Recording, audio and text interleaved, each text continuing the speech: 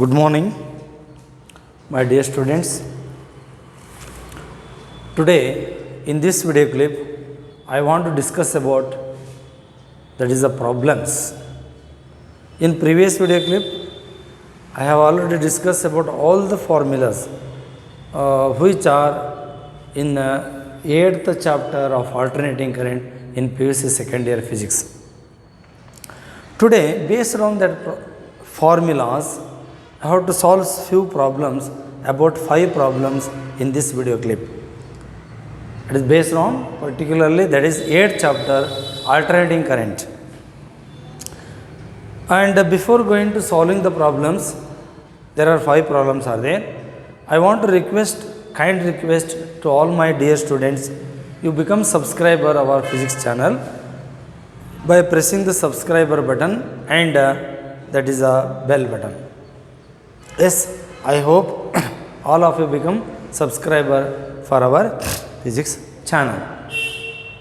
Yes, ಇಲ್ಲಿ problem solve ಮಾಡುವಾಗ ಪ್ರಾಬ್ಲಮ್ನಲ್ಲಿ ವೋಲ್ಟೇಜ್ ಕೊಟ್ಟಿರ್ತಾರೆ. If it is peak value, if it is average value, clearly it is mentioned.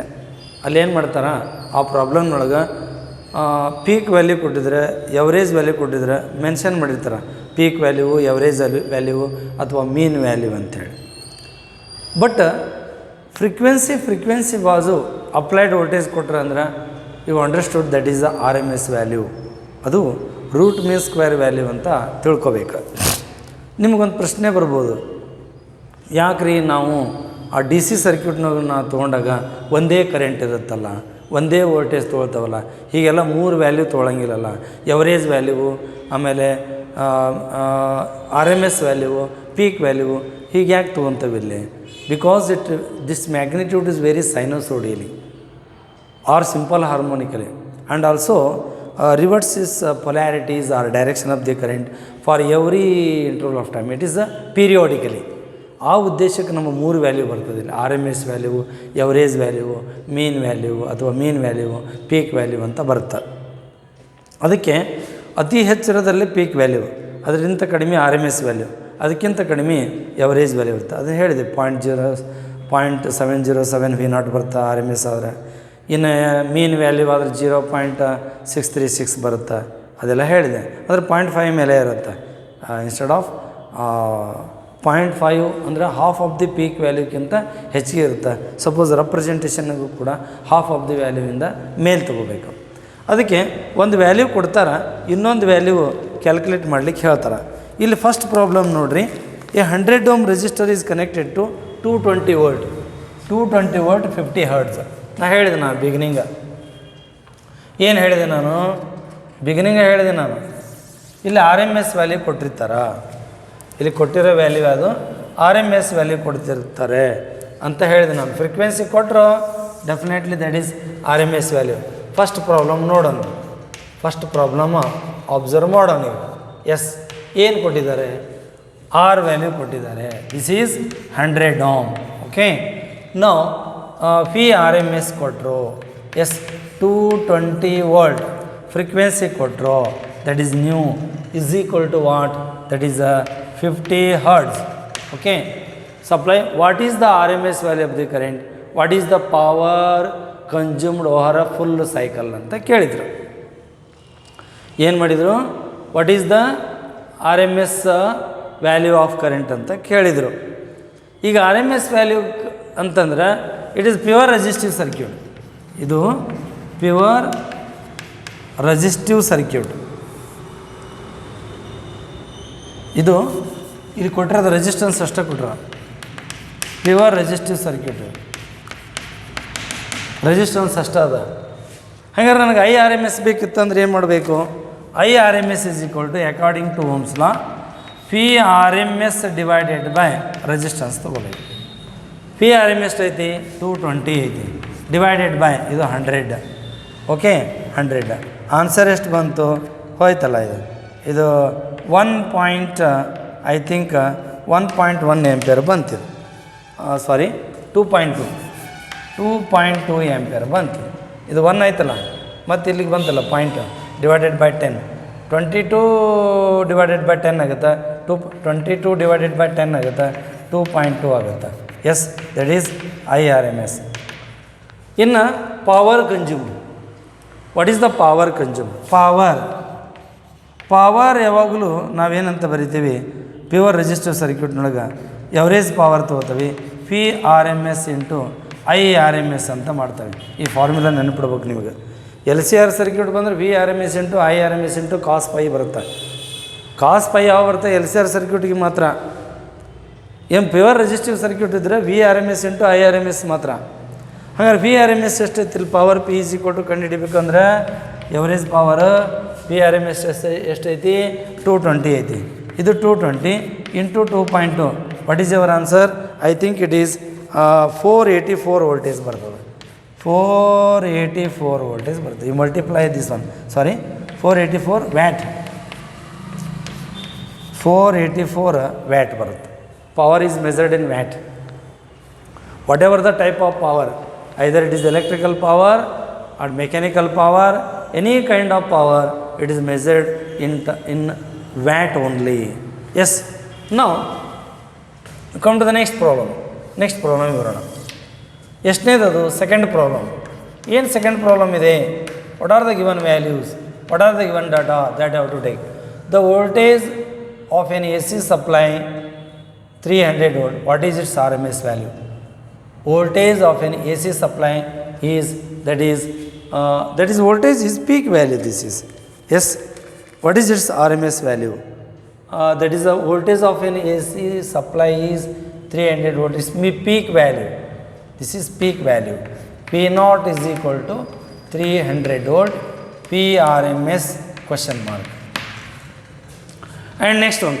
The RMS value of current is 10 ampere. What is the peak value?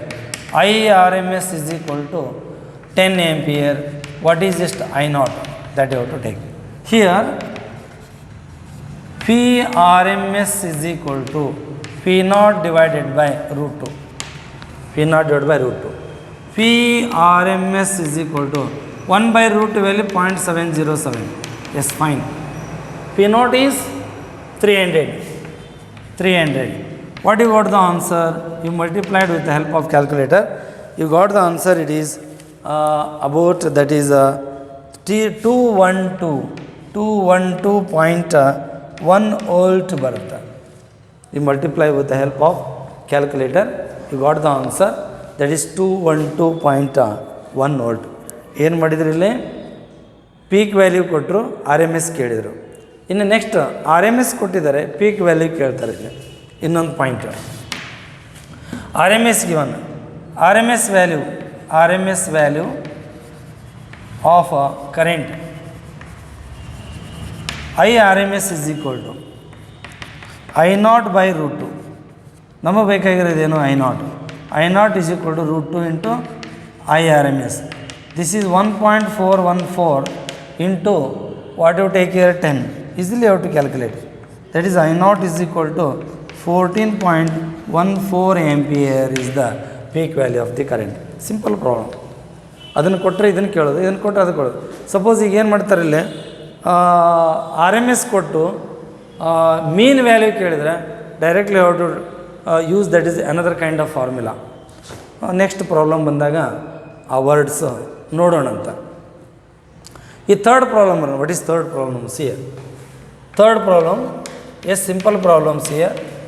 These are the very simple problems. ಅಂಥದ್ರಲ್ಲಿ ಏನು ಹೆಚ್ಚಿಗೆ ವಿಚಾರ ಇಲ್ಲ ಇದರಲ್ಲಿ. A 44 milli henry inductor is connected to 220 volt 50 hertz. ಹಿಂಗೆ ಕೊಟ್ಟಿರಲ್ಲ ಇವಾಗ 220 volt 50 hertz. ಇದು RMS ವ್ಯಾಲ್ಯೂ. ಇದು ಎಲ್ ಕೊಟ್ಟಿದ್ದಾರೆ. L is how much? 44 milli henry ಅಂದ್ರೆ 44 into 10 to the power of -3 henry is connected to VRMS. VRMS is 220 volt. Now frequency is 50 hertz. Fine. AC supply. Determine the RMS value of the current in the circuit. IRMS ಬೇಕು. IRMS ಬೇಕಂದ್ರೆ XL ಬೇಕು ನಮಗೆ, inductive reactance. Inductive reactance calculate ಮಾಡಿದ ಹೊರತು ನಾವೇನು ಮಾಡಲಿಕ್ಕೆ ಬರೋದಿಲ್ಲ. ಅಲ್ಲೇ RMS ವ್ಯಾಲ್ಯೂ ಆಫ್ ಕರೆಂಟ್ಗೆ ಹೋಗ್ಲಿಕ್ಕೆ ಬರೋದಿಲ್ಲ. ಮತ್ತೆ ನಾವೇನು ಮಾಡಬೇಕಿಲ್ಲ, ಓಮ್ಸ್ ಲಾ ಅಪ್ಲೈ ಮಾಡಿಕೊಂಡು ಅಕಾರ್ಡಿಂಗ್ ಟು ದ ಓಮ್ಸ್ ಲಾನ ಹೋಗಬೇಕು ಹೊರತಾಗಿ ಅದನ್ನು ಬಿಟ್ಟು ನಾವೇನು ಕ್ಯಾಲ್ಕುಲೇಟ್ ಮಾಡಲಿಕ್ಕೆ ಬರೋದಿಲ್ಲ. ಎಸ್, ಈಗ ನಾವು ಬರೋಣ inductive reactance. Inductive reactance, yes, inductive reactance that is XL is equal to omega L ಬರಿಬೋದಲ್ಲ, this is 2πfl. XL is equal to 2πfl. ಯಾವ ರೀತಿನಾದರೂ ತೊಗೊಳ್ಳಿ. ಇವಾಗ XL is equal to 2 into ಇದು 3.142, ಇದು ಫ್ರೀಕ್ವೆನ್ಸಿ ಎಷ್ಟು 50, ಸರಿ, ಎಲ್ ಎಷ್ಟು 44 into 10 to the power of -3, 44 into 10 to the power of -3. What you got the answer here? You multiply these values, you got 13824.8 into 10 to the power of -3 ಬರುತ್ತೆ. ಅಂದರೆ 1 2 3 ಹೋಗಿಬಿಡ್ತು, 13.8248. Okay, ohm answer ಬಂತಿದೆ. ಯಾವುದು? Inductive reactance. You got the inductive reactance. How much you got the 13 point, that is 8248 ohm ಬಂತು. ಇವಾಗ ನಾವು calculate the inductive reactance. ನಮಗೆ ಯಾವ ವ್ಯಾಲ್ಯೂ ಬಂತು ಇವಾಗ? ಇಂಡಕ್ಟಿವ್ ರಿಯಾಕ್ಟನ್ಸ್ ವ್ಯಾಲ್ಯೂ ಬಂತು. ಇವಾಗ ಇಂಡಕ್ಟಿವ್ ರಿಯಾಕ್ಟನ್ಸ್ ಅಂತಂದ್ರೆ ಒಮೆಗಾ ಎಲ್ ಬರುತ್ತೆ. ಕೆಪಾಸಿಟಿವ್ ರಿಯಾಕ್ಟನ್ಸ್ ಹೋದ್ರೆ 1/ωc ಬರುತ್ತೆ. 1/ωc. ಒಮೆಗಾ ಸಿ ಅಂದರೆ 2πf, 2πfc ಬರುತ್ತೆ, 1/2πfc. ಎಸ್, ಈಗ ಇಲ್ಲಿ ನೋಡಿ, ಇಲ್ಲಿ ಈಗ ಏನಾಯ್ತು, ಇವಾಗ ಇಂಡಕ್ಟಿವ್ ರಿಯಾಕ್ಟನ್ಸ್ ಗೊತ್ತಾದ. ಓಮ್ಸ್ ಲಾ ಪ್ರಕಾರ RMS value of current, RMS value of current, ಇಲ್ಲಿ ಹೋಗೋಣ. IRMS ಇಸ್ ಈಕ್ವಲ್ ಟು, ಈಗೇನದು IRMS is equal to P is equal to IR, I is equal to P/R, ಅಂದರೆ PRMS ಡಿವೈಡೆಡ್ ಬೈ XL. ಹಾಗಿದ್ದರೆ PRMS ಗೊತ್ತಲ್ಲ, 220 divided by XL. XL how much you got? 13.8248. What is your final answer? IRMS is equal to, you calculate with the help of calculator, 15.91 ampere ಬರುತ್ತೆ. You got the answer? 15.91 ampere answer ಬರುತ್ತೆ. ಅದಕ್ಕೆ ಇವು 3 problem simple ಇದ್ದಾವೆ. ಒಂದು ಯಾವುದೇ value ಕೊಡ್ತಾರೆ, ಇನ್ನೊಂದು value ಕೇಳ್ತಾರೆ. ಇದು ವೆರಿ ಸಿಂಪಲ್ ಪ್ರಾಬ್ಲಮ್ಸ್. ಇದು ಇಲ್ಲಿ ಪ್ರಾಬ್ಲಮ್ ಸಾಲ್ವ್ ಮಾಡಿದ್ದು ನಾನು ಪ್ಯೂರ್ ಇಂಡಕ್ಟಿವ್ ಸರ್ಕ್ಯೂಟ್. ಇದು what ever the circuit, general circuit. ಇದು ಪ್ಯೂರ್ ರೆಸಿಸ್ಟಿವ್ ಸರ್ಕ್ಯೂಟ್. ಇನ್ನು 4ನೇ ಪ್ರಾಬ್ಲಮಿಗೆ ಬರೋಣ. ಎಸ್, ಏನಿದು 4ನೇ ಪ್ರಾಬ್ಲಮ್? ಎಸ್, 4ನೇ ಪ್ರಾಬ್ಲಮಿಗೆ ಬರೋಣ. 4ನೇ ಪ್ರಾಬ್ಲಮ್ ಇಲ್ಲೇನದು? ಎ 60 ಮೈಕ್ರೋಫರಡ್ ಕೆಪಾಸಿಟನ್ಸ್ ಎಷ್ಟಿದೆ? 60 microfarad. Connected to 110 volt. 110 volt ಅಂದರೆ VRMS. Okay, frequency 60 hertz. 60 hertz AC supply. Determine the RMS value of the current. ಏನು ಮಾಡಬೇಕು? IRMS ಕಂಡುಹಿಡಿಬೇಕು. What you have to take care? IRMS ಕಂಡುಹಿಡಿಬೇಕು. Before going to that one, XC ಕಂಡುಹಿಡಿಬೇಕು, capacitive reactance. ಇದು pure inductive circuit ನನ್ನ 3rd problem solve ಮಾಡಿರೋದು. ಇನ್ನು 4th problem ಬಂದ್ರಿ ಅಂದ್ರೆ ಪ್ಯೂರ್ ಕೆಪಾಸಿಟಿವ್ ಸರ್ಕ್ಯೂಟ್. ಕೆಪಾಸಿಟರ್ ಅಷ್ಟೇ ಅದ ಇಲ್ಲಿ. ಹಾಗಾದ್ರೆ ನಾವೇನು ಮಾಡಬೇಕಿಲ್ಲಿ? ಕೆಪಾಸಿಟಿವ್ ರಿಯಾಕ್ಟನ್ಸ್ ಅಂತಂದ್ರೆ the opposition afforded by the capacitor to the flow of alternating current. This is called capacitive circuit. Capacitive reactance. ಅದಕ್ಕೆ ನಾವೇನಂತ ಹೇಳ್ತೀವಿ? Capacitive. Inductive reactance, capacitive reactance, resistance all are measured in ohm only. ಓಮ್ನಿಂದನೇ measure ಮಾಡ್ತೇವೆ. ಆದರೆ ನಾವೇನು ಮಾಡ್ತೀವಿ? Reciprocal of the resistance conductance ಅಂದಾಗ reciprocal of the any reactance ನಾವೇನು ಮಾಡ್ತೇವೆ ಅಂತ ಸಸೆಪ್ಟೆನ್ಸ್ ಅಂತ ಹೇಳ್ತೀವಿ ನಾವು. Reciprocal of the impedance admittance ಅಂತ ಹೇಳ್ತೀವಿ ನಾವು. ಹೀಗೆ ರೆಸಿಪ್ರೊಕಲ್ ಅಲ್ಲಿ ಮೂವದಿಂದ ಏನು ನೋಡಿದ್ರು ಮೆಜರ್ ಮಾಡ್ತೀವಿ ನಾವು. ಎಸ್, ಈಗ ಇಲ್ಲಿ ಕೆಪಾಸಿಟಿವ್ ರಿಯಾಕ್ಟನ್ಸ್ ಕಂಡುಹಿಡಿದು ಬಿಡೋಣ ಫಸ್ಟ್ ನಾವು. Capacitive reactance, yes capacitive reactance, ಹಾಂ, X C is equal to 1/ωc, 1/2πfc ಬರಿಬೋದಲ್ಲ. X C is equal to 1/2 into 3.142 ಇದು ಇಂಟು ದಟ್ ಈಸ್ 60 ಹರ್ಟ್ಸ್ ಇದು 60 into C 44 that is how much it is 60 into 10⁻⁻⁻6. ಹೌದಾ? ನಾನೇನು ಮಾಡ್ತೀನಿ ಇದನ್ನು ನನ್ನ ಕನ್ವೀನಿಯೆಂಟ್ಗೆ ಇದನ್ನು ಮಲ್ಟಿಪ್ಲಿಕೇಶನ್ ಮಾಡ್ತೀನಿ. 6.284 ಇಂಟು 6 ಇಂಟು 6 ಇಂಟು 10⁻² ಇಂಟು 10⁻⁻6 ಬರಿಬೋದಲ್ಲ ಇದು. ಆವಾಗ X C is equal to 1/ ಇದು 10⁻⁻4 ಆಯ್ತು ಇದು. ನೋಡೋಣ, ಈ ಮೂರು ಗುಣಾಕಾರ ಮಾಡಿದರೆ ಎಷ್ಟು ಬಂತು? That you have to write here. ಅದನ್ನು ನಾ ಬರಿತೀನಿ ಇಲ್ಲಿ. 226.224 ಬಂತು. ಹಾಗಾದ್ರೆ ಇಲ್ಲಿ ಇದು ಮೇಲೆ ತೊಗೊಂಡು ಹೋದ್ರೆ 10⁻4 ಆಯ್ತು, ಡಿವೈಡೆಡ್ ಬೈ 226.224 ಆಯ್ತು. ಅಂದರೆ X C is equal to ಏನಾಯ್ತು ಇಲ್ಲಿ? ನಾವು ದಿಸ್ ಈಸ್ 10,000 ಆಯ್ತು, ಡಿವೈಡೆಡ್ ಬೈ 226.224 ಆಯ್ತು. What is your answer? Capacitive reactance 44.204 ಆಯಿತು. That is measured in ohm. Then ನಮಗೆ ಬೇಕಾಗಿರೋದು ಯಾವುದು? IRMS. IRMS is equal to root mean square value of current. ಹಾಂ, PRMS divided by X C ಮಾಡಿದ್ರೆ answer ಬರುತ್ತೆ. ಅಂದ್ರೆ PRMS is how much? 110 divided by X C is 44.204 is equal to, whatever the answer, you have to calculate the answer with the help of calculator.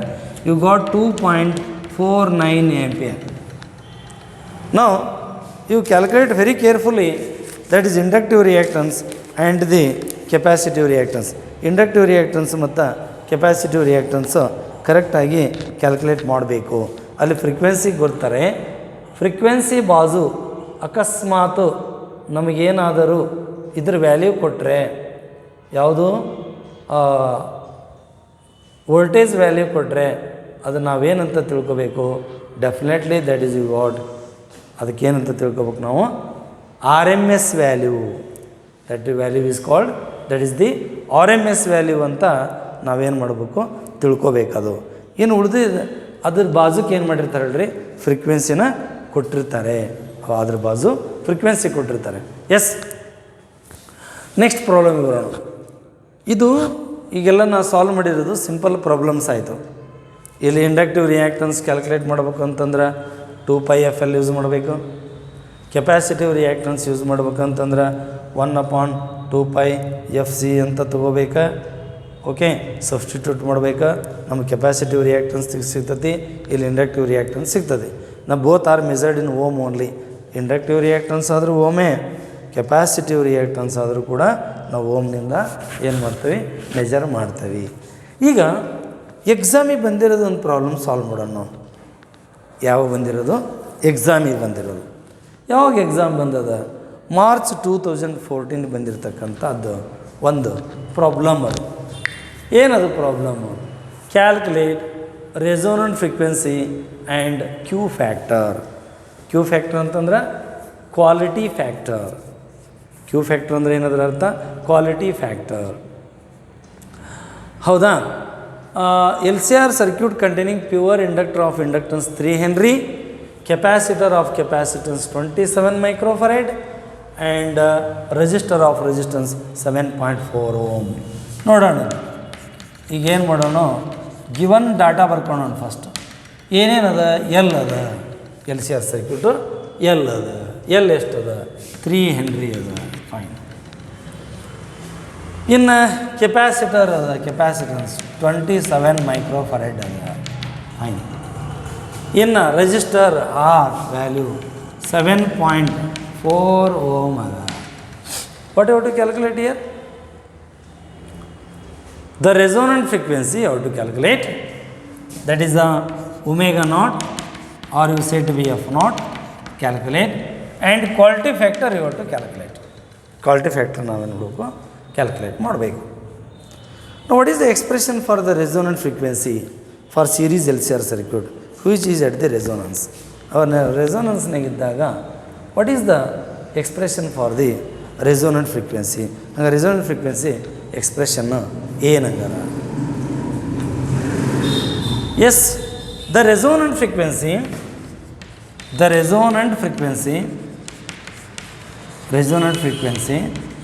you have to write f naught is equal to, or you said to be omega naught. Omega naught is equal to 1 divided by root of LC. ಈಗ ಬರಿಬೋದು. ಹಾಗಿದ್ರೆ ಇದನ್ನು ಏನಂತ ಬರೀತೀಪ್ಪ ನೀನು? 1 divided by L value ಎಷ್ಟದ? Root of 3 into 27 into 10 to the power of -6. ಹಾಗಿದ್ದರೆ ಇಲ್ಲೇನಾಗುತ್ತೆ ಇದು? Omega naught is equal to 1 divided by under root of 81 into 10 to the power of -6. This is equal to 1 divided by 9 into 10 to the power of -3. ಮೇಲೆ ಬಂತು 10⁻³ divided by 9, ಅಂದರೆ omega naught is equal to 1000 divided by 9. ಅವಾಗೇನು ಬರ್ತದೆ? 1.1 ಬರ್ತದೆ. This is radian per second. This is how to take radian per second. Radian per ಸೆಕೆಂಡಿಂದ ಹೇಳ್ತಾರೆ. ನನಗೆ particular ಆಗಿ ಎಫ್ ನಾಟ ಬೇಕು. The omega 2π F naught is equal to 1.1 and it becomes that is F naught is equal to 1.1 divided by 2π. ಅಂದರೆ ಎಷ್ಟಾಗತ್ತಿದು?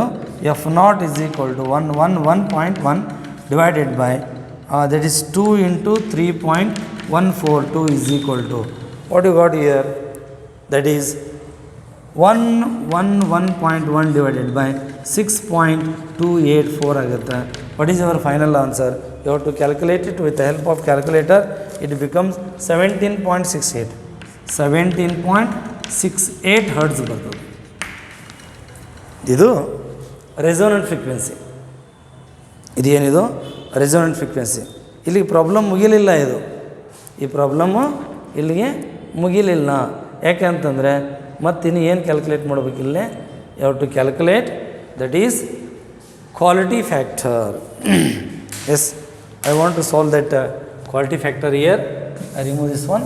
Yes, quality factor. Yes, quality factor, Q factor. Quality factor Q is equal to XL divided by R. XL at the resonance, omega naught L divided by R. Quality factor is equal to omega naught, that is 111.1 into L 3 divided by R. R is 7.4. Q is equal to, this is 333.3 divided by 7.4. You calculate it, that answer you got 45.04. This is quality factor. ನಾವೇನು ಮಾಡ್ತೀವಿ? ಇದಕ್ಕೆ quality factor ಅಂತ ನಾವು ಇದನ್ನು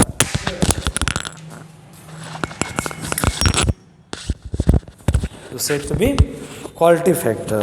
ಎಷ್ಟು ಬಂತಪ್ಪ quality factor? That is 45.04. Okay, now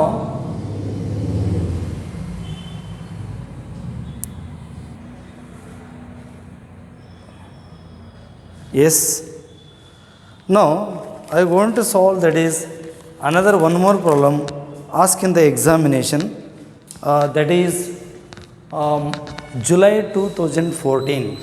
Yes, that is the sixth problem. That is July 2014. Andre supplementary exam. What is that problem? A pure inductor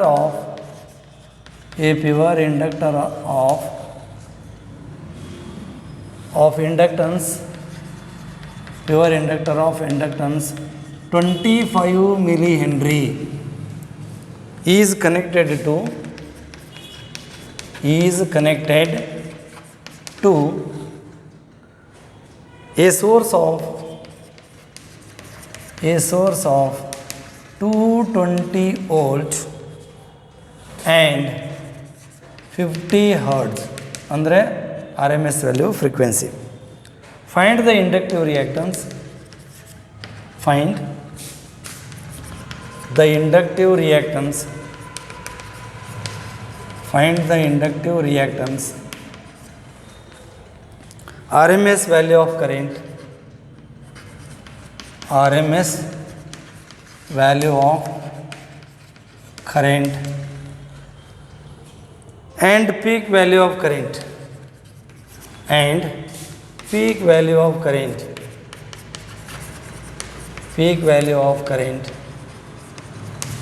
in circuit. This is a problem. Yes, what are the given data that you have to write first one? This is sixth problem. Yes, solution. First you have to write given data. What are the given data that you have to write down here? Ask in the examination, this is for 5 mark here. A pure inductor of inductance L is equal to 25 millihenry, means 25 into 10 to the power of minus 3 Henry. And a source of voltage VRMS, it is always this is the VRMS. ಬಾಜು frequency ಕೊಟ್ಟಾರಂದ್ರೆ ಅದು ಏನಂತ ತಿಳ್ಕೊಬೇಕು, P R M S ಅಂತ ತಿಳ್ಕೊಬೇಕು, volt. What ever the frequency 50 hertz here, 50 hertz. Find the inductive reactance, that out XL you have to find out, and find the RMS value of current, IRMS you calculate, and find the peak value of current, I naught is question mark. Now inductive reactance. Now inductive reactance, that is XL is equal to 2 pi FL. This is easy, this one. Inductive reactance 2 pi FL or omega L, 2 pi FL. Capacitive reactance is 1 upon 2 pi FC, like that. Yes, you substitute the value, that is XL is equal to 2 into 3.142 into 50 into inductive reactance, that is the inductance 25 into 10 to the power of minus 3. Now this is equal to, you multiply all these values, what is the answer you got? 7855 into 10 to the power of minus 3. Here decimal point ಎಲ್ಲಿ ಬರುತ್ತೆ, ಇಲ್ಲಿ 10 raised to plus 1. ನಾವು ಇದನ್ನು ಏನಂತ ಬರೀಬೋದು, 7.855 into 10 to the power of plus 3 into 10 to the power of minus 3 ಬರೀಬೋದು. ಇದು 0 ಆಗುತ್ತೆ, 1 ಆಗಿ ಹೋಗ್ಬಿಡ್ತದೆ. XL is equal to 7.855 ohm ಬರುತ್ತೆ. ಇದು ಕ್ಯಾನ್ಸಲ್ ಆಗ್ತದಲ್ಲ, 10 raised to 0 ಬಂದು 10 raised to 0 is 1 only. Now RMS value of current, RMS value of current, that you have to find out here. RMS value of current, IRMS is equal to PRMS divided by inductive reactance, that is XL. Yes, IRMS is equal to PRMS is how much? 220 divided by XL is how much? 7.855. Now you divide with the help of calculator, you have to calculate it. 28.0076 ampere. This is RMS value of the current. It is a simple problem is asked in the examination. It is very simple. Simple formulas are there. It is simply you write the formula and substitute the given data, you got the answer. With the, you calculate with the help of your commercial calculator, basic calculator. Yes, peak value of current, peak value. Now you write, first you write RMS value, RMS value. This is also given by IRMS is equal to I naught divided by root 2. ಹೀಗೂ ಬರಿಬೋದಲ್ಲ, ಇದು by Ohm's law ಬರೀತೀವಿ ನಾವು, voltage divide by resistance ಅಂತ, ಆ ರೀತಿ. ಇದು ಇನ್ನೊಂದು formula ಇದೆ, relation between RMS P and peak value. This is equal to 1 by root 2 0.707 ಇದೆ. At peak value, sorry, this you have to write peak value only. Therefore, peak value is equal to root 2 into IRMS. Fine. Now root 2 is 1.414 into IRMS is 28.0076. What is your answer, final answer? With the help of calculator, you have to calculate it. 39.6028 ampere you got. This is peak value of the current. Like that you have to solve the problems. What are the given data that you have to find out first. And ಅಲ್ಲಿ frequency ಬಾಜು ಯಾವುದಾದ್ರೂ value ಕೊಡ್ತಾರೆ ಅಂತಂದ್ರೆ ನೀವು ತಿಳ್ಕೊಂಡು ಬಿಡಬೇಕು ಅದು R M S value ಅಂತ. ಹಾಂ, ನಾ ಇಲ್ಲಿ ವೋಲ್ಟೇಜ್ ಕೊಟ್ಟಿರ್ತಾರೆ, ಇಲ್ಲಿ ಅದ್ರ ಬಾಜು ಫ್ರೀಕ್ವೆನ್ಸಿ ಕೊಟ್ಟಿರ್ತಾರೆ, ಅವ ನೀವು ತಿಳ್ಕೊಬೇಕು ಇದು R M S value of voltage. No before stop the discussion about the problems, I want to request, kind request, you become subscriber our physics channel, okay, by pressing the subscriber button and bell button, then you become a subscriber for our physics channel. Okay, directly you got our video clip to your YouTube account. Okay, thank you. I hope all of you become a subscriber. Thank you.